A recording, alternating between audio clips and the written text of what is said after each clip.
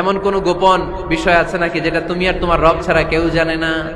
আল্লাহ তাআলা বলবেন, এই যে না খেয়ে থাকা পথ শিশুগুলো খাবার চেয়েছিল, তুমি খাবার দাও নাই। ব্যাকবোন, মেরুদণ্ড, যেটা আমাদের দেহের একেবারে মাঝখানে, আল্লাহ বলে আমি ওইটারও কাছে। আপনি এক হাত আল্লাহর কাছে যেতে চাইলে আল্লাহ এক হাত এগিয়ে যায়। আমার কোন বান্দা যদি আমার দিকে এক হাত এগিয়ে আসে, আমি আমার বান্দার দিকে দুই হাত এগিয়ে যাই। আমার বান্দা যদি আমার দিকে হেঁটে হেঁটে আসতে চায়, আমি আমার বান্দার কাছে যাওয়ার জন্য দৌড়ে দৌড়ে ছুটে যাই।